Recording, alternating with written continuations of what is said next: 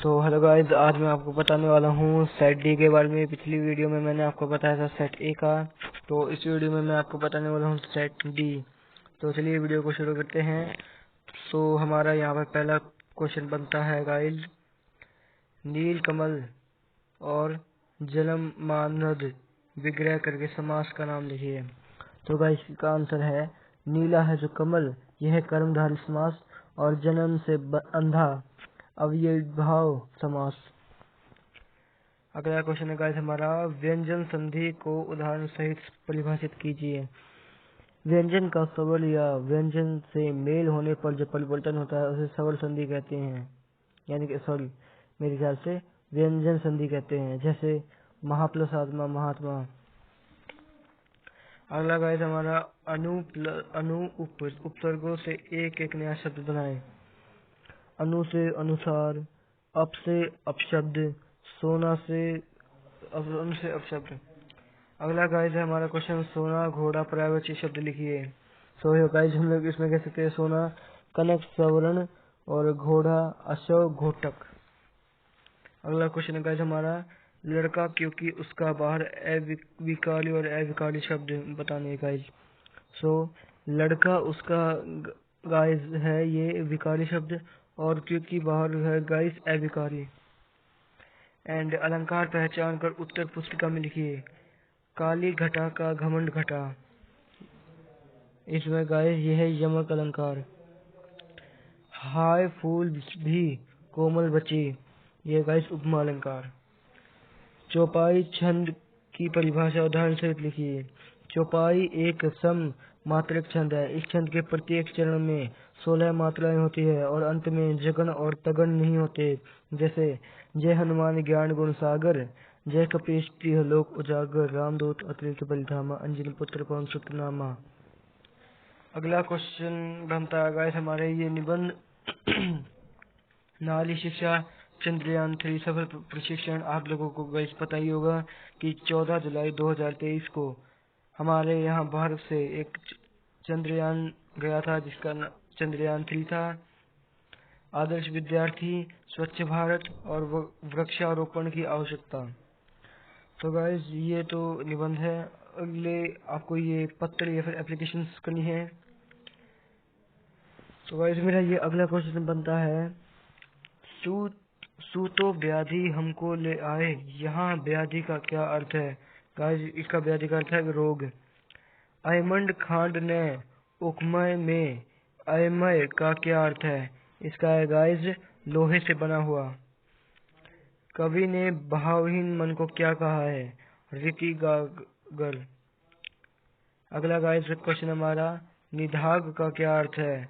इसका अर्थ है गाइस गर्मी। फसल को किसका रूपांतर कहा गया है, सूरज की किरणों का।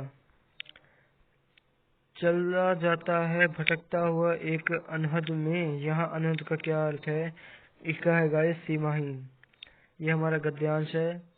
स्मृति को पाथेय बनाने में कवि का क्या आशय है।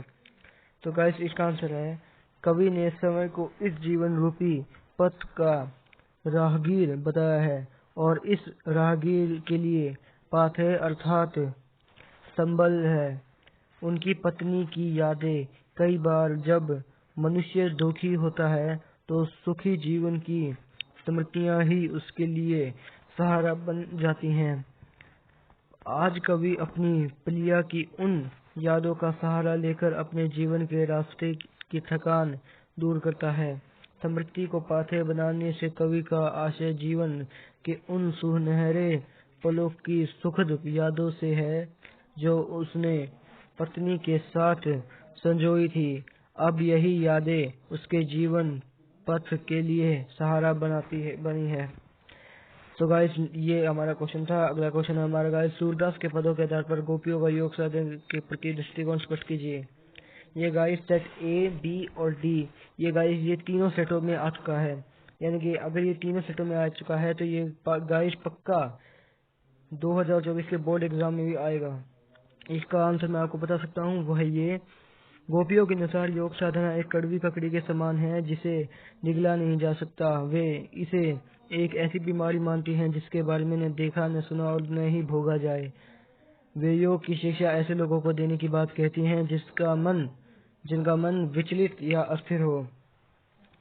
अगला क्वेश्चन है गाइस हमारा ये option types multiple choice question and guys हम इसमें कर सकते हैं नेताजी की मूर्ति टोपी की नोक से कट के दूसरे बटन तक कितने फुट ऊंची थी?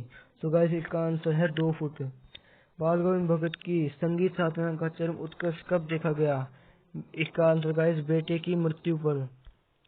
नवाब साहब ने सीट के नीचे से क्या उठाया? इसका आंसर गाइस लोटा।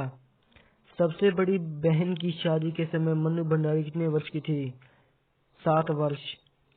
अमीरुद्दीन का जन्म कहाँ हुआ था? डुमराव गांव में। सिद्धार्थ के ग्रह त्याग का सर्वोच्च क्या लक्ष्य था? मानव सुख। यह गाइस हमारा अब गद्यांश, ये तो आप खुद कर सकते हैं। ये हमारे जीवन ये लेखक परिचय। नेताजी का चश्मा पाठ के आधार पर पान वाले का रेखाचित्र स्पष्ट कीजिए। तो गाइस में बताया गया है पान वाला मोटा व खुशमिजाज व्यक्ति है। कस्बे के चौराहे पर उसकी पान की दुकान थी। उसकी बड़ी सी तोंद है। वह किसी भी बात को जाने बिना ही उस पर टिप्पणी कर देता है। उसके मुंह में पान ठूसा रहता था जिससे उसके दांत लाल काले हो गए थे। वह कैप्टन जैसे देशभक्त को लंगड़ा व पागल कहने से नहीं चूकता था। वह संवेदनशील व्यक्ति भी है। कैप्टन की मृत्यु की बात कहते समय उसकी आंखों में आंसू छलक गए थे। अगला गाइस क्वेश्चन हमारा लेखक की दृष्टि से सभ्यता और संस्कृति की सही समझ अब तक क्यों नहीं बन पाई है? तो गाइस इसका आंसर है लेखक की दृष्टि में सभ्यता और संस्कृति की समझ इसलिए नहीं बन पाई है क्योंकि हम इन दिनों बातों को एक ही समझते हैं या फिर एक दूसरे में मिला देते हैं। इन दिनों शब्दों के साथ कई बार भौतिक और आध्यात्मिक जैसे विशेषण भी लगा दिए जाते हैं। इन विशेषणों के प्रयोग के कारण यह निर्णय करना कठिन हो जाता है कि सभ्यता और संस्कृति एक ही है या फिर अलग अलग वस्तुएं हैं। यह जानना जरूरी है कि क्या यह एक चीज है अथवा 2 चीजें हैं, और यदि 2 हैं तो दोनों में अंतर क्या है, तभी सही बात समझ में आएगी। इसलिए सभ्यता और संस्कृति की सही समझ अब तक नहीं बन पाई है। अगला क्वेश्चन है गाइस हमारा माता कांचा शीर्षक की सार्थकता पर प्रकाश डालिए। सो गाइस ये क्वेश्चन है, ये सेट सी में दोबारा आ गया था। तो गाइस मुझे पूरा यकीन है शायद ये क्वेश्चन भी वैसा ही आएगा जैसा कि सेट सी में था। तो गाइस इस क्वेश्चन के बारे में मैं आपको बता सकता हूँ। ये क्वेश्चन का आंसर है माता का आंचल कहानी में माँ के आंचल की सार्थकता को समझाने का प्रयास किया गया है।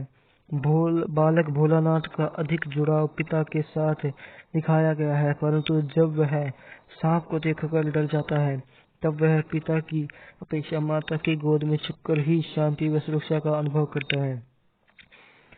भोलानाथ का अपने पिता से अपार स्नेह था, पर विपत्ति के समय जो शांति और प्रेम की छाया से उसे अपनी माँ की गोद में जाकर मिली वह शायद उसे पिता से प्राप्त नहीं हो पाती। लेखक ने इसलिए पिता पुत्र के प्रेम को दर्शाते हुए भी इस कहानी का शीर्षक माता का आंचल रखा है, जो कि पूर्ण सार्थक है। अगला क्वेश्चन है गाइस हमारा कभी रंगीन तो कभी सफेद पताकाओं का फहराना किन अलग अवसरों की ओर संकेत करता है?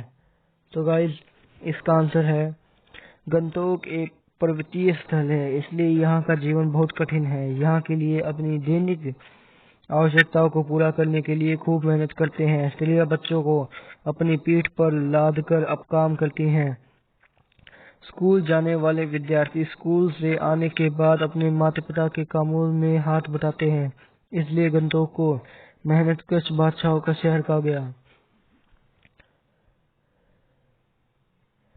एंड गाइस, अगला क्वेश्चन हमारा, लेखक के अनुसार प्रत्यक्ष अनुभव की अपेक्षा अनुभूति उनके लेखन में कहीं अधिक मदद करती है, क्यों? लेखक का विचार है कि प्रत्यक्ष अनुभव की अपेक्षा अनुभूति किसी के लेखन में कहीं अधिक सहायता होती है। अनुभव लेखक के अंदर की विशेषता तथा अकूलता को बाहर निकालने में उतना सक्षम नहीं होता जितनी अनुभूति होती है। लेखन के लिए आंतरिक अनुभूति, संवेदना तथा कल्पना का होना अनिवार्य है, न कि सिर्फ अनुभव का। सच्चा लेखन भीतरी विशेषता से पैदा होता है।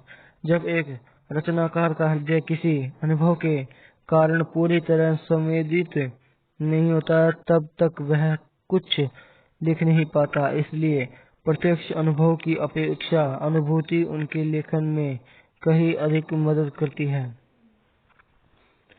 अगला क्वेश्चन है गाइस हमारा, ऑप्शन टाइप्स। ये इसका आंसर बता सकता हूँ। भगिनी निवेदिता का मूल नाम क्या था? सो गाइस, ये मूल नाम है मार्गरेट नोबल।